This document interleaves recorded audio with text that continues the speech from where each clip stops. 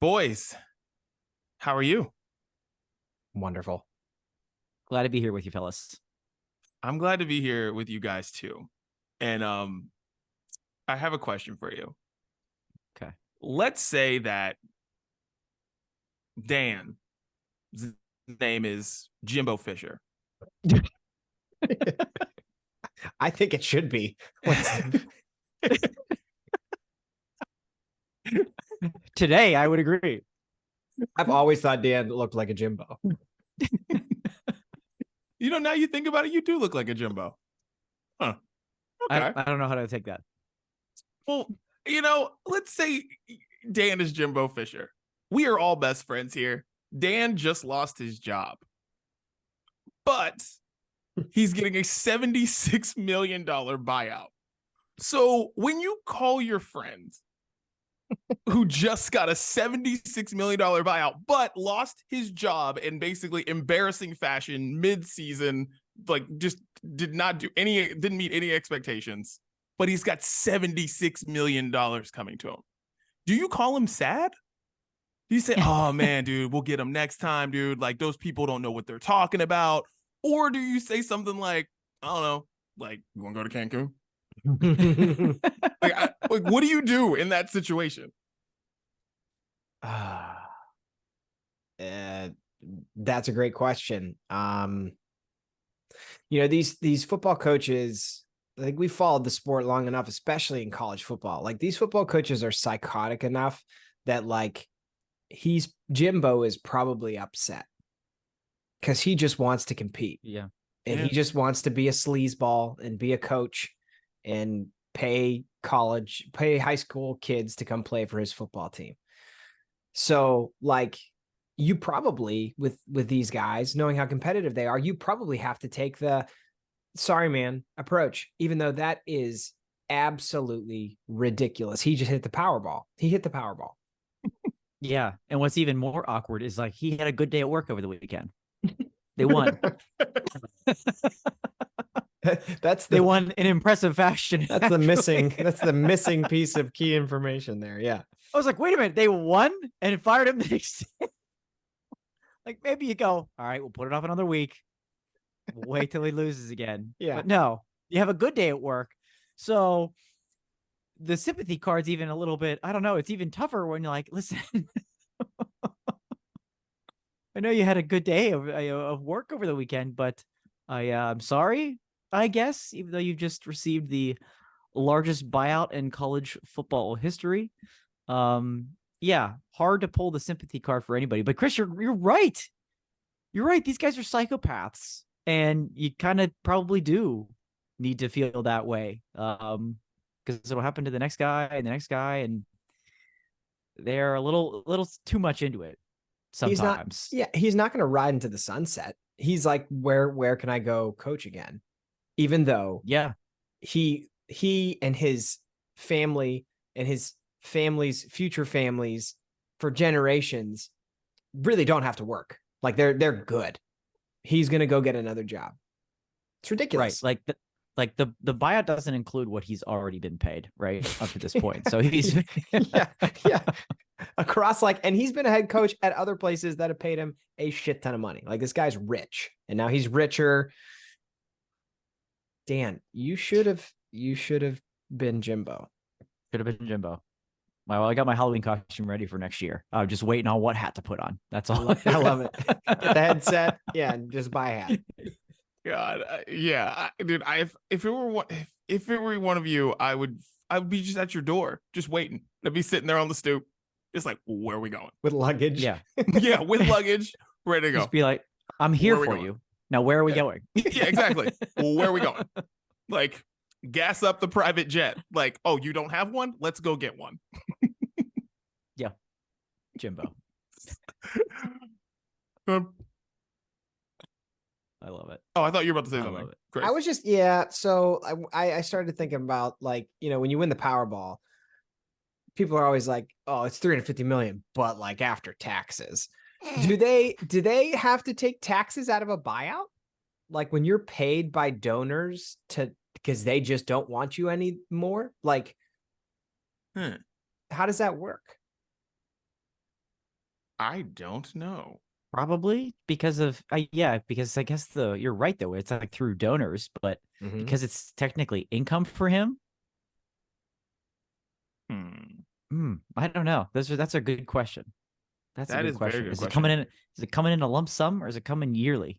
Yeah. And then can he do like a Bobby Bonilla thing or? Yeah, can he go with the annuity route? Lots of questions. We got to get Jimbo. Hey, Jimbo's got Yeah. time. Let's get him on the pod. Hey, yeah, let's get him That's on the true. pod. Very I true. like it. Well, it's What's Up. It's the Brunch Breakdown. Didi out here in Los Angeles. Chris and Dan are in Pittsburgh. And today on the show, it is Sports Brunch, if you couldn't tell already. So if you hate sports, you just, go back and listen to an old episode, or we'll talk to you guys next week. Today on the show, we're going to be talking Michigan. We've got in-season tournaments going on in the NBA, and we've got this transfer story that Chris brought to my attention on X. I was going to say Twitter, but it's X now. So we're going to... Someone Z'd it. They didn't tweet it. They Z'd it. Z'd it. God. Zizix. Is it Zizix? Zizix. They zizzed it. And we got music, we got beer, we got more. It's the Brunch Breakdown. Dan, let everybody know where they can find us. Yeah, and in addition to Zizix, you can find us everywhere that podcasts are available, ladies and gentlemen. Just make sure you hit follow or hit subscribe because we've got new episodes every single week. New episodes every week and come to you, straight to you if you're hitting follow or subscribe wherever you choose to listen to podcasts. Okay, it's that simple. We've got full video episodes as well. Those come out every Wednesday also, but they come out at a certain time. Okay, noon Eastern, 9 a.m. Pacific. All you gotta do is get to Facebook, get to YouTube, and they will premiere right at that time. But can't make it that time? No worries. All right, on demand anytime you want to watch after that. Again, YouTube and Facebook. Speaking of YouTube and Facebook and Zizix and the X, we're there. We're everywhere. Facebook, X, Instagram, Threads, Thriller, TikTok. We're all there. That's where you're getting the brunch bites, right? The best of the brunch are the brunch bites. It's the little leftovers. You heat them up, zap them in the microwave, and that's where they're there. And we want to be friends with you on all those places at Brunch Breakdown. Okay.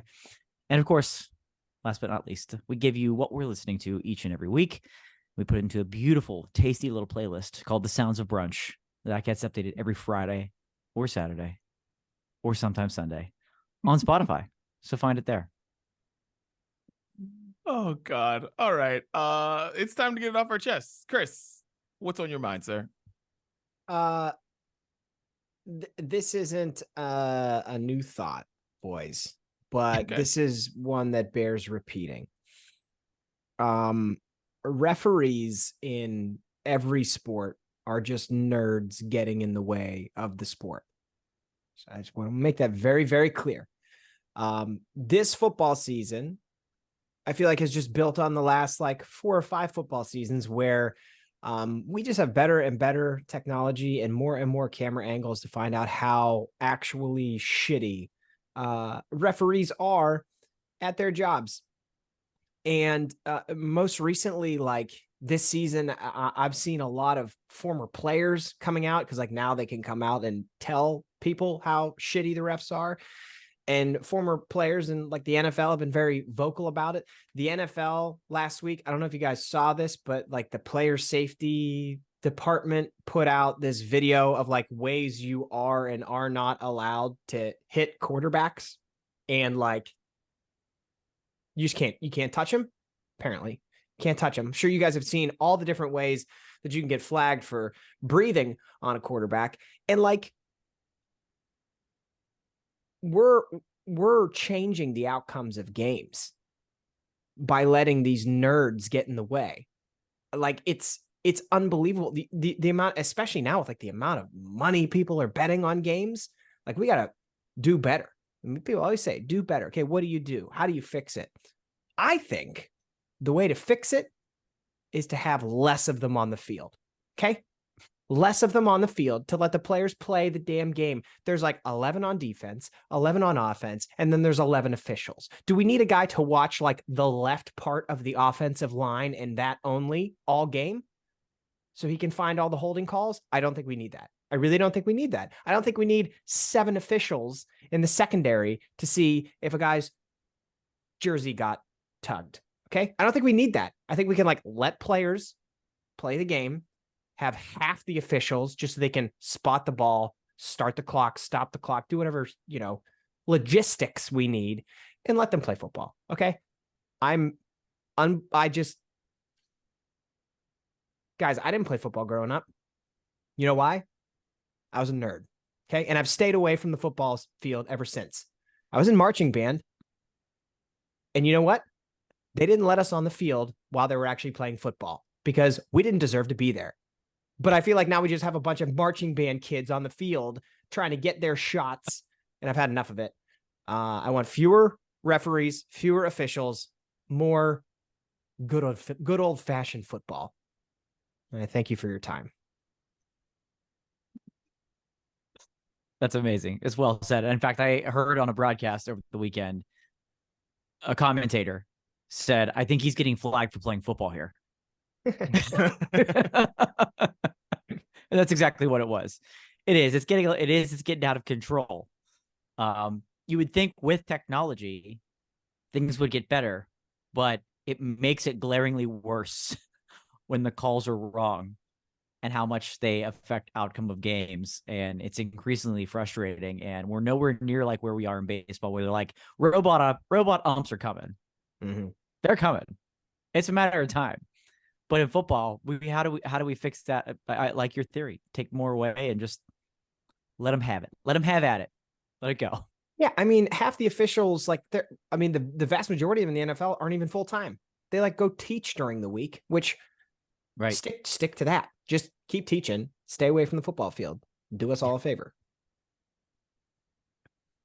Yeah, I think the sad part is I think we are closer to getting more referees on the field than we are to have less of them. And I mean, I hate to be depressing. I agree with everything you're saying, Chris, but I'm just saying with the amount of gambling that is happening, and it's just on every sport, like the NFL might as well have FanDuel inside the logo somewhere. Like, it's ridiculous. There's so much gambling going on, and that's why I think we're closer to getting more replays and more officials on the field to make sure that everyone's bets are correct than we are to get less of it, which sucks. Yeah, you're probably right. That's a good point. Yeah. But, so games are going to be 6 hours long soon. Hate it. Yeah. My favorite. Dan, get it off your chest. Well, this is why I love the Brunch Breakdown so much is, we start with a cold open. We call it the cold open every week because Chris and I have no idea how it will start. And this is great because my get it off your chest segment has to do with apparently who I'm supposed to be. And that's Jimbo Fisher. Hey. It's the destiny, Dan. Destined to be. It is. It apparently is. Like we mentioned, $76 million buyout for being fired mid-season by Texas A&M, with multiple years left on his deal. I want to shout out ESPN as my source here. It came out with this article of things that you could buy with Jimbo Fisher's $76 million payout. You could buy 10 Pagani sports cars, which is apparently the most expensive car in the world. It goes 230 miles an hour. I don't need to go back to a chess segment from a couple weeks ago, but that's stupid. You're not driving that at literally anywhere. Stupid.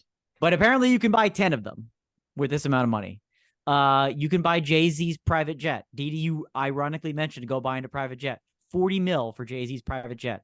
You got money left in the bank still after buying that. Okay. You could pay Leonardo DiCaprio to act in 2 movies for $30 million. You still got half of it left. Pay Leo. Jimbo, somebody needs to do a docu-series or a docudrama on Jimbo's life and have Leo be the lead. Jimbo's like, Leo, we're going to do a movie about myself, and I want you to play Jimbo. You're going to play me. You're going to play Jimbo.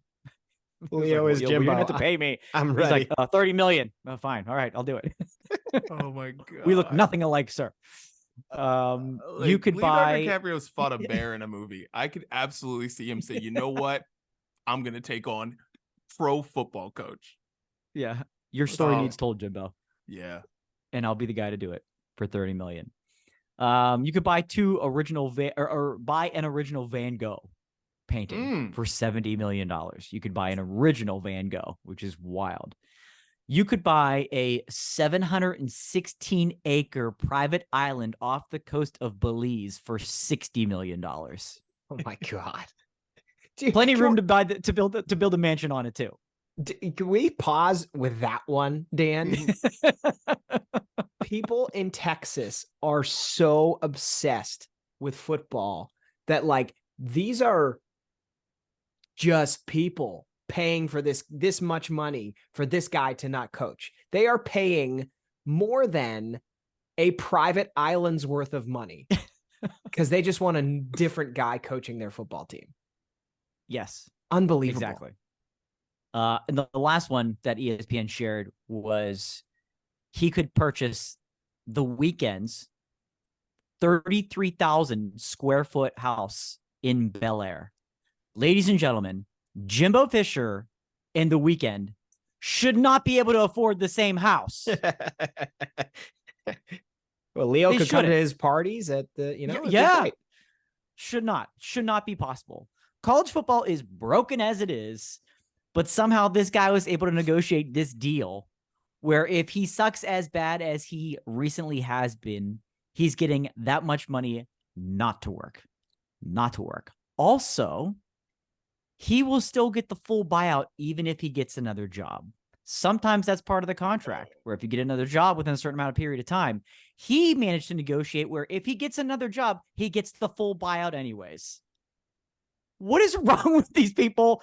Exactly like you said, Chris, especially in Texas, that they're willing to throw all of this at this man. People getting paid after doing a shitty job is like the dumbest thing we do as human beings. It makes no sense that this just goes on in this industry. Meanwhile, our tax percentage is going up next year and we all get to, pay more to the IRS. I'm sure Jimbo will have to too, but I don't get to get paid more to leave my job because I suck at it. And I don't, but it would be nice for them to be like, we'll continue paying you. Make sure you're taken care of because we invested that much. We believed in you that much from the beginning. That's our bad. That's not your bad. That's our bad. You know what I mean? We waste so much money on useless people. It's only going to get worse. I mean, Jimbo, again, feel free to come on, join the podcast, tell your story, let Leo tell your story, but it's maddening. It's maddening out there, people. And the Weekend and Jimbo Fisher should not be neighbors anywhere.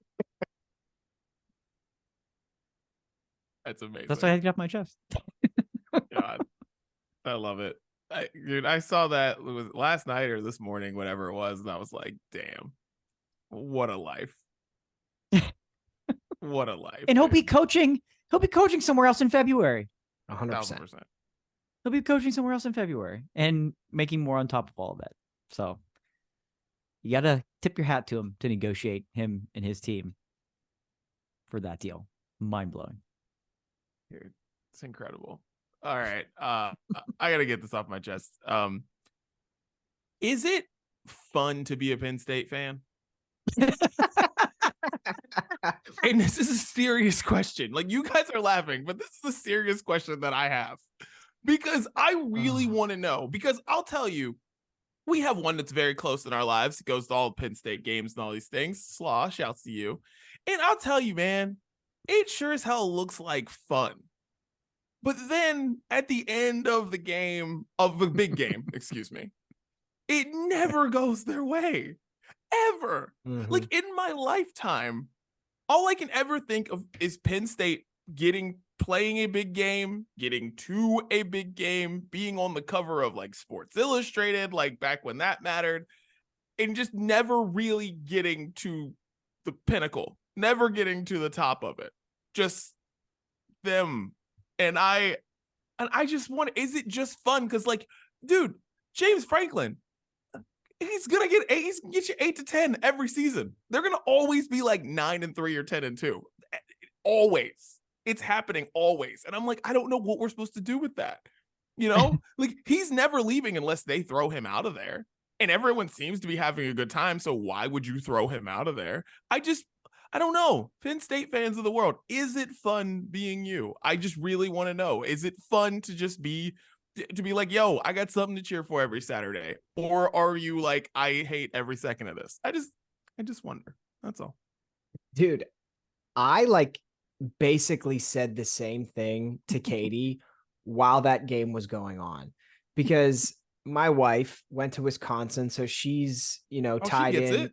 Yeah, well, she does, right? Yeah, she does. And like, I think because they showed the James Franklin stat, he's like 1-12 against top 5 teams at Yeah. Penn State. And like, I was like, do you understand? Like, of the 12, like, those are all 12 losses to Ohio State and Michigan. Like, they win every game every year except for when they play Ohio State and Michigan. Like, so that's why I said it. I was like, it has to, like, this cannot be like, you have got to be unbelievably frustrated at some point as a Penn State fan to be like good but never great, like good but never great. And the one year that they won the Big Ten, I think there was like a weird like blocked field goal is the way they beat Ohio State. Otherwise, they wouldn't have even won that game. Like, it was like, I don't know. It's got to be frustrating. What I trade my team's success for theirs, absolutely, in a heartbeat. I would sign up for 10-2 every year. So like, if we're going with fan credentials, cannot compete. Okay. Cannot compete. But like, that's got to be a frustrating position to be in. Yeah, can't compete, but somehow, Chris, our team has more wins over top 5 AP schools in far less attempts. That is very true. That is very true, Dan. I will say that. we did beat a top 10 team this year, Penn State. Yeah. So, I wonder the same thing. That how much can you get your hopes up every time they go into playing a top 5 team, a Michigan and Ohio State? How many times do you have to lose before you're like, you know what? I don't think we're going to win today. I don't think we're actually going to do it. I'm going to go into it with low hopes. And I don't think they ever do. I think that's the problem too, is that they go into it thinking they're going to win every time, especially at home, right? Mm-hmm. Especially at home. They're like, we got them at home this year. No, it's just constantly a no. They're just satisfied with going to the Rose Bowl, which they can't go to this year, by the way, because that's part of the college football playoff. So that won't be the same story. So enjoy the Sugar Bowl or whatever. But most teams, like you said, Chris, would take that success, that consistent success, but just to never get over the hump. When you have a team that is that good and you can't get over the hump, how many times do you lose before you say something drastic does have to change? Yeah. Hey, you know what? Jimbo Fisher's available. Maybe he can vote. He's what big game Jimbo. Dude, James Franklin is 86-37. Yeah, that's insane. 86-37. That is wild. Like, what are we supposed to do with that in 15 years when they've done the same thing and Jimbo's now like approaching like status of like wins of some of the all-time greats, and you're like, I was there. What are we doing here? Right. I don't know. Yeah, it's just very weird for like such a big program. And you mentioned Wisconsin, and I didn't even think about that. But yeah, they're like the same thing, or at least were basically the same thing. On the other side of the Big Ten, the difference for them is they would always win their division. They would just lose in the championship game. But like, the arc for Penn State is weird too, because they always schedule like 5 nobodies. Right. So they're always start the season 7-0, 8-0, 9-0. And then it comes the time at the end of the season, like, okay, prove it. And then you never can prove it. The tweet of the day during that game, though, because if you weren't aware, Michigan's coach was not allowed to be at the game. We're going to talk a little bit about that today. The tweet of the day was, James Franklin got out coached by a team without its coach. Just poetry. Yeah, that's great. And the Big Ten's only going to get tougher, ladies and gentlemen. It's only going to get tougher as more teams move into the Big Ten. Oh, yeah. So there's going to be more top 5 teams that are Big Ten teams on that schedule more regularly. So I don't know. Jesus. Tough.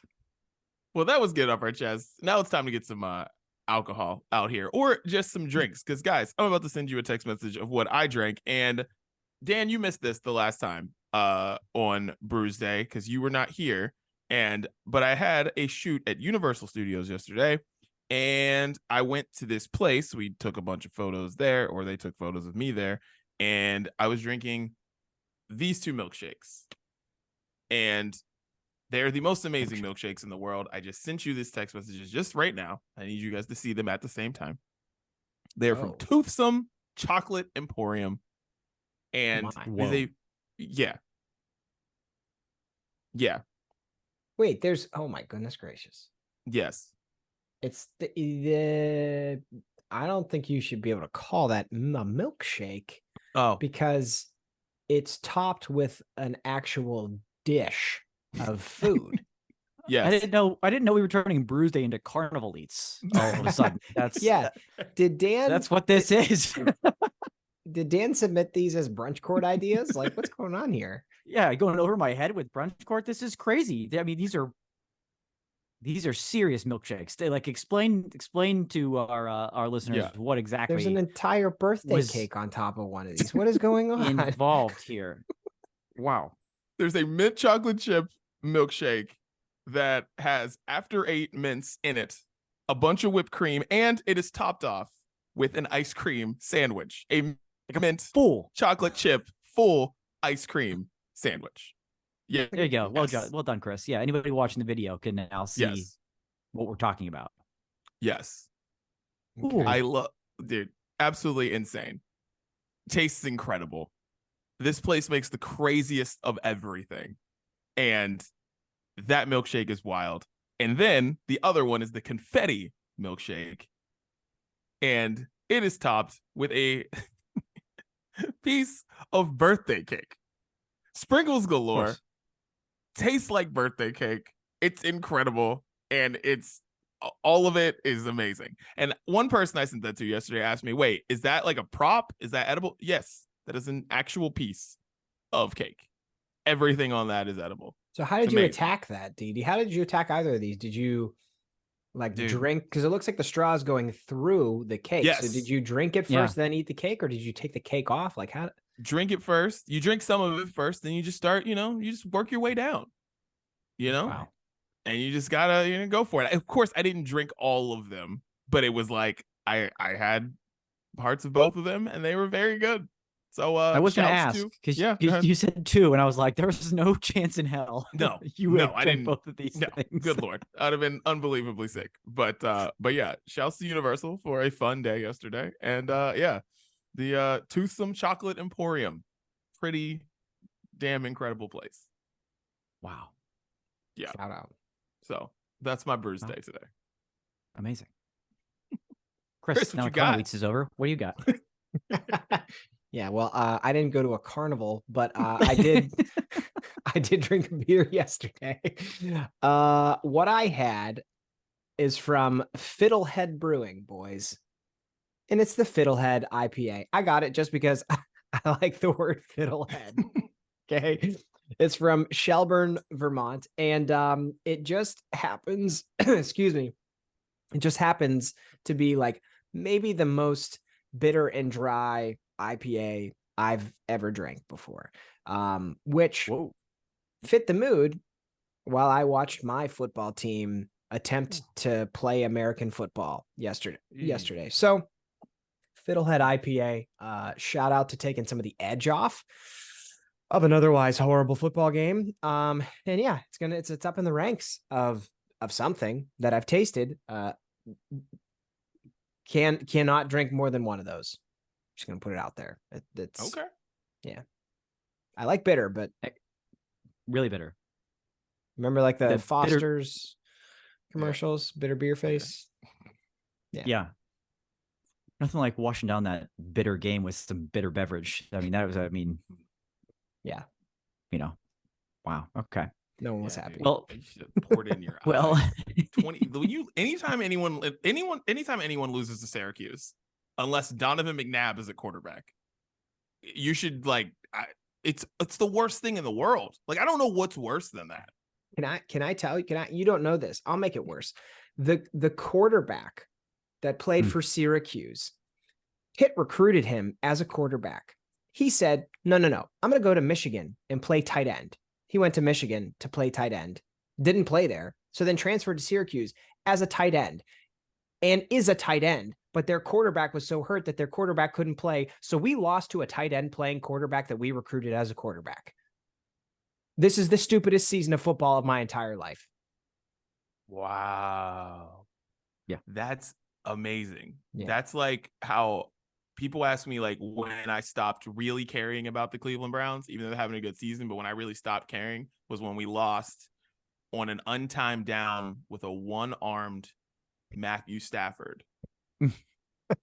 Yes.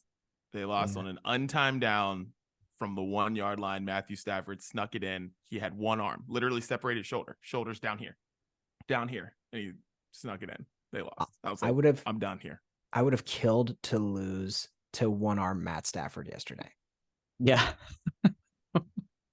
Anyway, Dan. Go, Dan, drink. Go. Oh, so frustrating. Can't explain how it is. Some loyals will know that one well. Some Wayback Machine. Well, this is the Brews Day of funny names and funny words. We've got Sprinkles Galore, Fiddlehead, and I've got a kerfuffle, boys. Oh, the pumpkin kerfuffle. From Prairie, 'tis the season. Their kerfuffle to round it out. This is actually a sour brewed with pumpkin pie spice and toasted marshmallow. And it's all these beautiful things. Chris, are you with us? Chris is dead. Threw an orange drink lyric in there, and he off the rails. Chris is done. I'm crying, dude. I can't handle it. So as I try to finish this, tell you the kerfuffle again. It's Chris really good. us. A lot of pumpkin spice. You get some cinnamon. You get the marshmallow, and it's just a touch sour. It's just the right amount of sour because this comes in a 12-ounce can. You might be seeing it here. It's a little guy. That's because it's an 8.2. Okay, so she goes down a little heavy, but it is the season. Love the pumpkin beers. The pumpkin kerfuffle. Prairie does a really nice job with their sours, and this is one of my favorites. Haven't had one of these in a while. So, Chris, how you feeling? I'm good. I'm here. Yeah, I couldn't breathe there for a second. I know. If nobody's watching the video, please watch the last 3-4 minutes and just watch Chris. Don't even listen to what any of us else There's like said. there's like 7 people in the world that will understand that reference, but Right. man, oh, that was so funny. But true. Timely, right? Yeah. I'll have that next time I have my Fiddlehead bitter beer. I'll There listen you to that go. song. There you go. Well, that was Brews Day, ladies and gentlemen. I hope you enjoyed it as much as we did. All right, let's get into the main menu of Sports Brunch today. Dan, Michigan cheating, go. Yes, so it's the hot topic story everywhere, right? We touched on it a little bit earlier. Jim Harbaugh suspended for the time being for 3 games from the Michigan sideline. But instead of getting into the nitty-gritty of really this story and whether or not the suspension is rightful and blah, blah, blah, blah, blah, guys, basically down to this. Michigan, smarter than everyone else or dumber than everyone else? Because what they did was kind of sneaky genius, but at the same time, also very stupid. So your thoughts? Smart. It's one or the other, right? Smarter than everyone else, dumber than everyone else. Where do you come out on Michigan? Smarter, because before they hired this wild ass coach who was just incognito on different sidelines, which is honestly the best thing I've ever seen in my life. They hadn't beaten Ohio State since Rihanna's "We Found Love" was #1 in the country. So smarter than everyone else. Hey, listen, you can cheat if you can listen. Cheating's bad. Don't cheat. But I'll tell you this. You know how nice it was for Michigan fans to beat Ohio State? Can't take those memories back. Don't matter if you cheat or not. Can't take those back. It's true. It's true. I've always thought that with like, when they vacate wins from programs, it's like, well, right.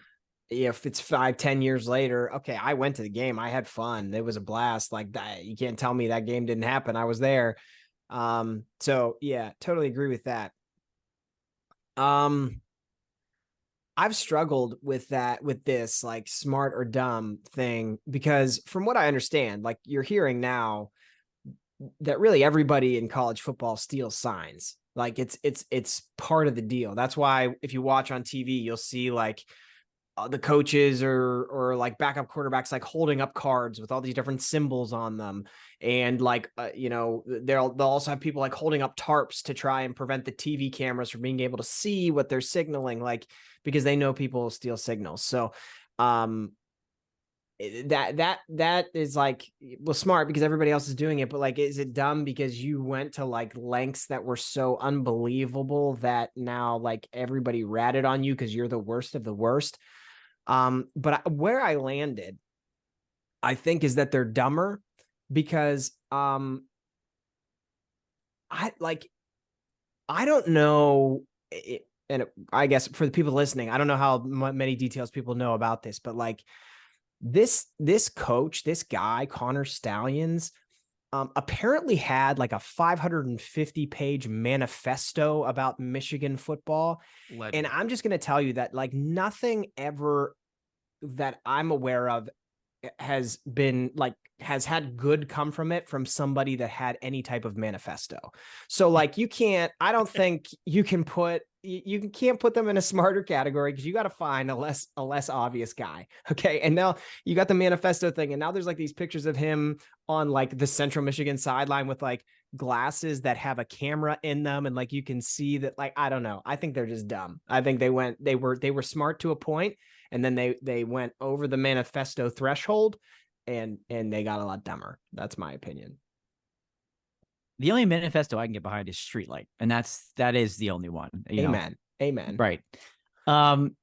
You're right. The story behind this kid is fascinating. He like is just this crazy super fan. He wrote this manifesto, and I guess they just kind of put him on the staff, and he's earned his way up because of what he's done, the lengths that he's gone to. That there's reports that he's kind of gone rogue to the point that he wants so desperately and so badly to be part of Michigan football. He's willing to do whatever it takes, even if that means sneaking onto a Mac football's sideline so you can watch Michigan State, who you don't need to steal signs from, by the way. They're terrible. Okay. But I think they are smarter than everyone else because everyone's doing it. This guy just went to these crazy lengths. And the reason I say they're smarter than everyone else is because it's working. They're winning. Like if Michigan was like winning 7-8 games a year and we found this out, they'd be like, ooh, really? This is the best you can do? Still, the lengths you've gone to? So the fact that they've been winning and beating Ohio State for the last 2 games, finally, makes me kind of think that they're just better at it than everybody else. They just happen to get caught, and that's been the big thing here is that they just got caught doing it worse than anybody else has got caught doing it before. But like maybe we can put an end to this charade and finally say, let's put headphones in quarterbacks' helmets, and then there's no more of this. The sideline, which it's purple hat today, and I'm the one giving you the signals. You got to watch purple hat. Like, why are we doing this still? Why? We could end this problem very easily. We'd probably eliminate a couple jobs. But Purple Hat's not going to be happy. Purple Hat's not going to be happy. He's going to have to find something else to do. He can be Jimbo Fisher's ball boy somewhere else, but that's all I need. Put the radio in the helmet. Uh-huh. And how's that going to be transmitted? Through Wi-Fi, which means Michigan's just gonna hire a hacker. Good. Which I'm sure I want to hear about that. Manifesto guy is gonna hack into people's helmets, and then we're gonna have another problem on our hands. So I don't know what you do, but like, I guess I honestly don't know what you do, but I think people are gonna be hacking into helmets, and that's gonna be the next scandal in college football as soon as that happens. Well, that's the other thing. Do you care? Do you care about this at all? It's like the number one story right now, but do you as a casual football fan, not a Big Ten school, not a Michigan fan even, like, do you care about this at all? That they're stealing signs the way they are? When this story broke, I got like excited about it because it's just like adding to the reality show, right?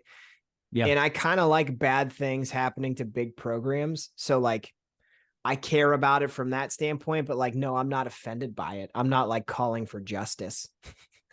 I don't really care, but I think it's hilarious. Chris has a hard out. We got to finish this. He's got a march yeah. to get to for Michigan against Michigan football. You gotta march. No, That's honestly, what it's for. I just find it hilarious. Like I find it all funny, and I also, on the other hand, I'm just like, why can't one of my teams do this? Like the Astros cheated. Hey Pirates, what you been doing? Why aren't you cheating? Like Right. Patriots cheated. They like the Browns had Bill Belichick at one time. Why didn't you cheat with us, dude? Like cheat. Like West Virginia, what are you doing down there? Cheat. I know there's somebody who has a West Virginia manifesto written somewhere who wants to go on the sidelines of whoever the hell and just, I don't know, like want to scout Duquesne games or something wearing Duquesne uniform. I don't freaking know. Like I just want one of my teams to cheat and win, and I'll be so happy. Like Siobhan is so happy to be a Patriots fan. So happy. To your point, Chris, what do you get? Yeah, what's the worst that's going to happen? Vacate the wins? Oh, we were there. We saw it. When the game gets played on ESPN Classic, what are you going to just have like a thing in the bottom go, this game actually was retracted after after 3 years later, an investigation. I saw the game. We know how it ended. The players were there. We saw it. Sorry. Right. Yeah. Sorry, Reggie Bush won the Heisman. Like, I don't care. Right. Yeah. Everybody agrees he was the best player. Yeah, Yeah, because when are he they didn't give gonna it back. They're just gonna black out the screen whenever like that big run in the Fresno State game happens. That's like Yeah, now right. Is that what you legendary, do? where he like fakes the behind the back or whatever. Yeah, like no, they're just gonna bar this. Their bars are gonna come down on the screen. Be like, nope, this didn't happen, guys. Just want to let you know. Every time he touches the ball, that's when like Kevin Nagandi pops in. He's like, we need to move further along in this game. And then they just go forward. Yeah. Sorry. Don't care. Oh, God. All right. Well, Chris, transfer story. Go. Oh, yeah. Okay. So this kid plays at NC State. His name is MJ Morris. He's a quarterback. Now, what you need to know, background information, NC State, mid-tier program. Okay. If you know nothing about college football, mid-tier program. They had a transfer come in named Brennan Armstrong, who had previously been like one of the more efficient highlight reel quarterbacks in college football. Brennan Armstrong comes there, really high expectations. He doesn't end up delivering. And so he actually gets replaced by this kid, MJ Morris. MJ Morris comes in, balls out for 3 games, beats like Miami, Clemson, and somebody else, and then approaches the 4th game. And now more background information. If you're not familiar with college football, you can play 4 games without burning a red shirt. If you play a 5th game, then that means you lose a year of eligibility to play college football. That's what that means. So this kid, if he would have played 1 more game, he would have lost a year of eligibility. So what did he do? He's riding high as the starting quarterback, beating all these teams. He said, I'm not playing anymore. And the assumption by everybody is this kid did like a 4-game audition at NC State. It went really well. And now he is convinced he is going to have greener pastures in the transfer portal and can just go play somewhere else next year at a bigger school, which he probably will do because that's how college football works. You can just transfer whenever you want. Yeah, like you saw it from me, Didi, on Twitter, because like it's just, to me, another example of like, I don't know how I'm supposed to be a fan of college football. Like how it's so frustrating. The same kind of thing happened at Pitt. Jordan Addison was literally the best wide receiver in college football. He won that award.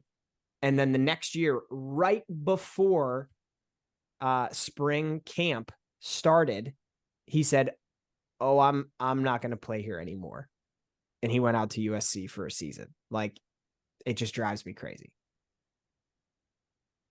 The Jordan Addison thing is way different, though. Well, there's Jordan tampering Addison, involved. Somebody was like, hey, Jordan, you want to come out to LA for your last year of college? Who's saying no to that? Nobody.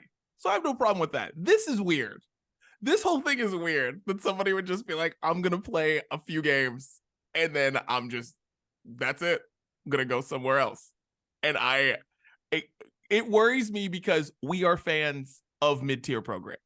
Yeah. We are fans of what I like to call every 4-year schools. We hope every 4 years we have a shot at doing something special. Yeah. And that's the worrisome thing for me, is that like West Virginia gets some like hot shot quarterback who plays like 3 really good games or 4 really good games, and all of a sudden Notre Dame wants him to come there.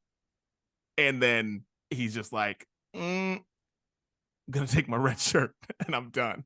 Because that's a scary part. It's with the mid-tier programs where there's always something bigger. And all it takes is somebody, to just say, hey, like, Penn State's calling, whoever's calling. And it's like, I don't know. I hope this doesn't become a thing, but I'm nervous just because it did happen. Now it's happened.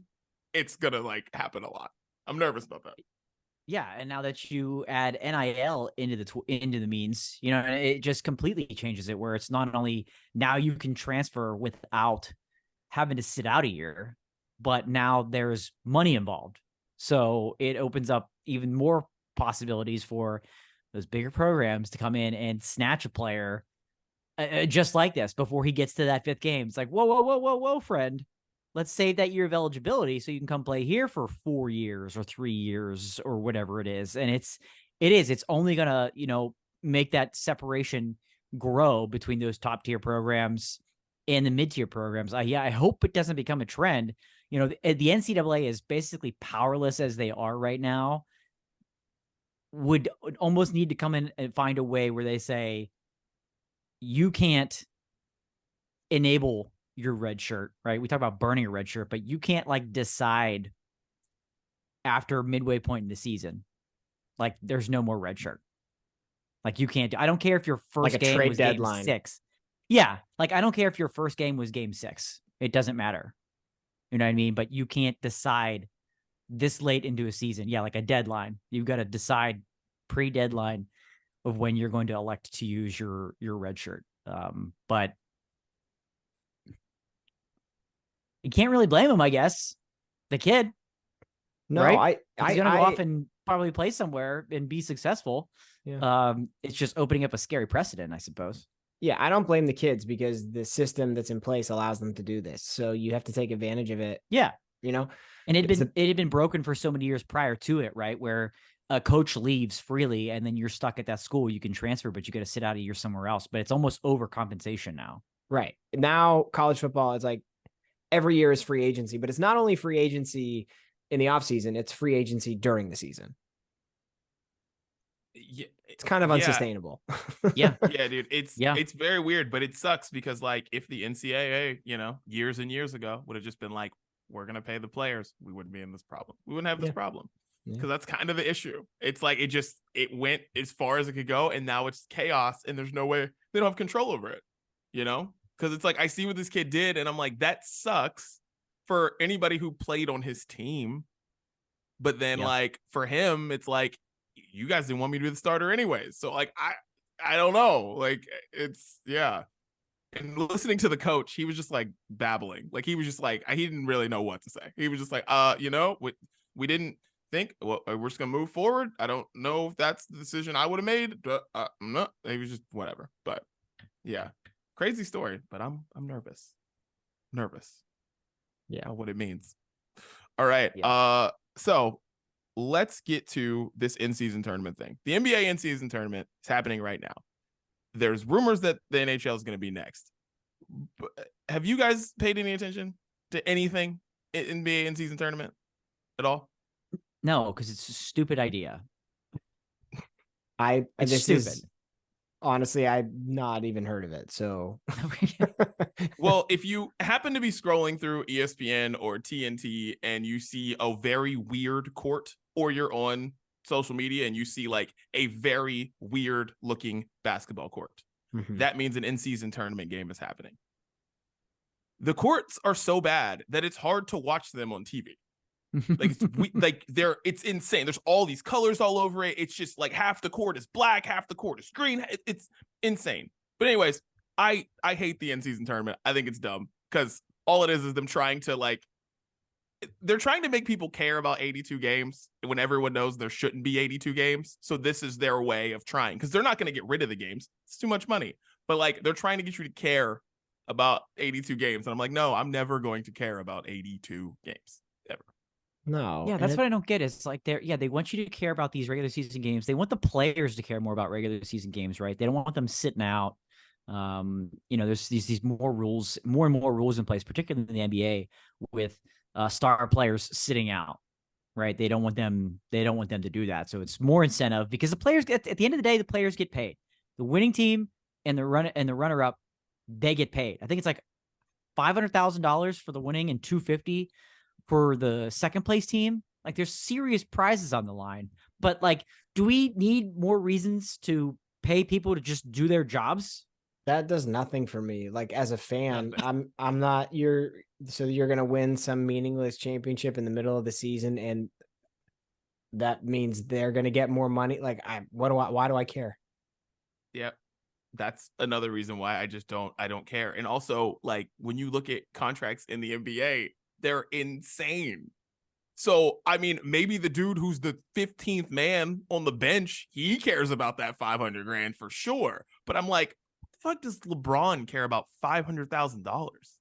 Yeah. Like, people don't even care about like who, like, like hockey, the president's trophy goes to the team that has the best record. Like people don't even care about that anymore. And that's like for the whole regular season. Yeah.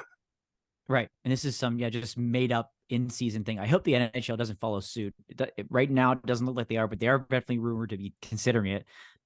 Like do something good for once and make this where each player wins that amount, but it's donated to charity.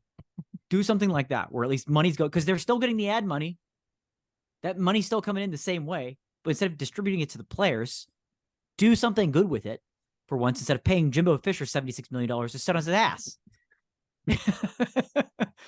You know what I mean? Like it's so dumb that we need that much more competition within a regular season, that we need to have like a mini, like there's a trophy. Why is there a trophy? No trophies.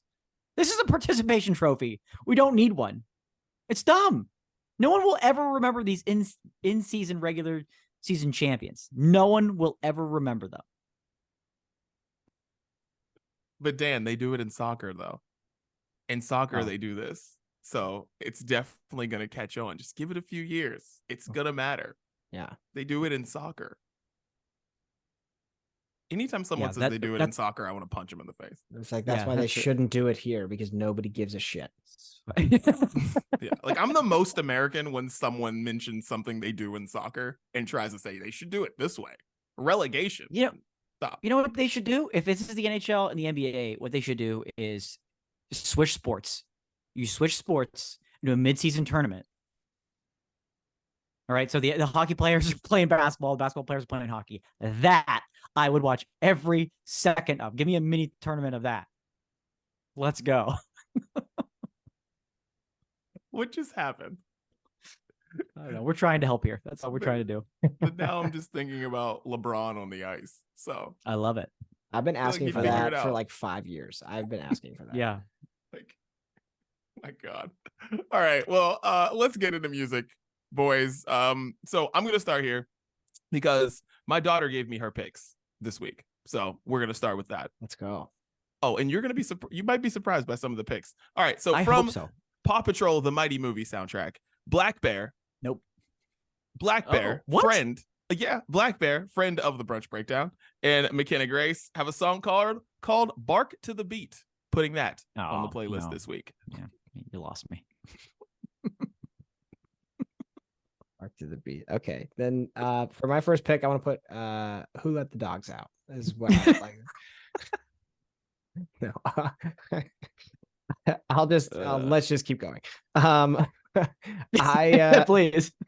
Been wanting to talk about this one for a little while. Knuckle Puck put out a brand new album called Losing What We Love. And I'm going to put the song A New Beginning on it because it's the first song of the album. That's what I like to do so that you listen to the entire album. But first album out, it's been like 3 or 4 years since they put out an album. And one of my all-time favorite bands. So super pumped about that. I like it. My first one is from a well-known band called Orange Drink, and Frustrated is the name of the single. But no, I'm gonna go with AJR. They just released their new album called The Maybe Man.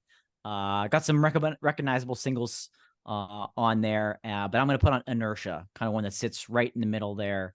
And it just kind of stuck out to me. It's a little bit different. And they also announced a huge arena tour next year, which is crazy for them and good for those guys.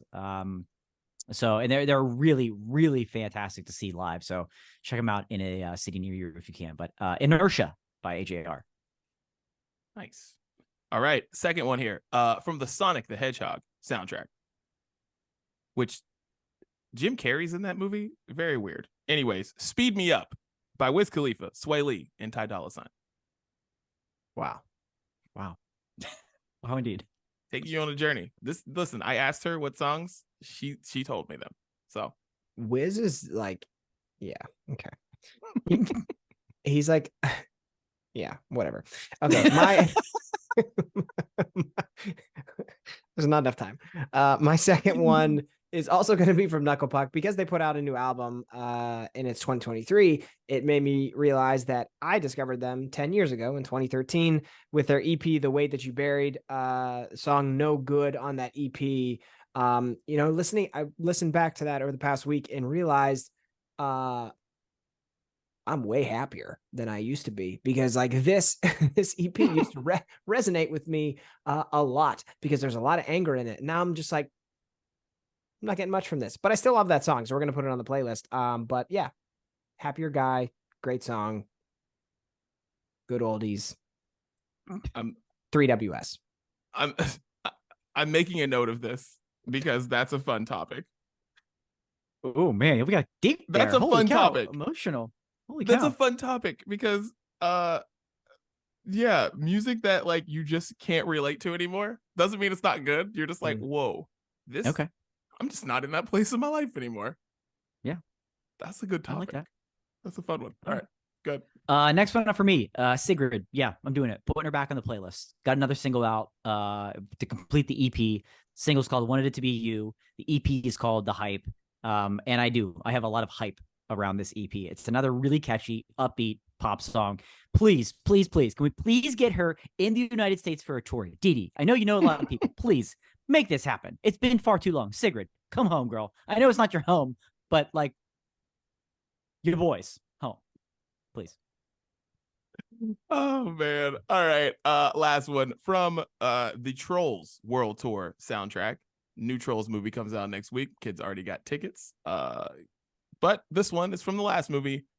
Don't Slack, Justin Timberlake, and Anderson .Paak. Well, I mean, I have heard the Trolls soundtrack features only the greatest, so I'm excited to hear about how that new NSYNC song hits in theaters. You got to let us know. Oh yeah. Since I was going back in time this past week with bands that I connected with in 2013, at the same time that I found Knuckle Puck, I also found a band called Seaway from Canada. Absolutely love that band. And I found them when they put their album Hoser out in 2013. I really love the song Keep Your Stick on the Ice, which is a catchy song and also just something good to live by if you're playing hockey or, if you're just living life. Be aware of what's going on around you. It's a metaphor, boys. It's pretty deep for pop punk, but I'm going to throw that one on there. And I hope you enjoyed this time travel with Chris. I like that. Yeah, good, and good advice for those this week. Good advice for those NBA players when they play in the in-season hockey tournament next year. Keep your stick on the ice. Last one for me is from Cannons. They just released their album Heartbeat Highway, and I'm going to put that. It's the title track on the playlist this week. Their song Fire for You really blew them up a couple of years ago. They've released a lot of great music since then. This album's really good, kind of like spacey dream pop. If you're into that, they're not only, growing in popularity, but I think musically they really have too, as they've released more music over the past few years. So check out Cannons, Heartbeat Highway. Nice. And that is the sounds of Brunch. What a roller coaster we're taking you on this week. This is a fun one. But that's the reason why you got to go listen to the playlist on Spotify. Tell Siri, tell Alexa to play the sounds of Brunch.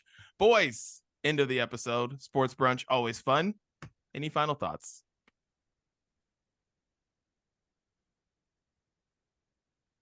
Nothing there, Chris. What you got? We talked about being bitter. We zeeted. I talked about fiddlehead. Refs are nerds. I mean, there's so much stuff to recap. But at the end of the day, I'm not as mad as I used to be. And I think that's important. And because at one point you were so frustrated, you couldn't explain how it was. And that's the brunch breakdown. We're out.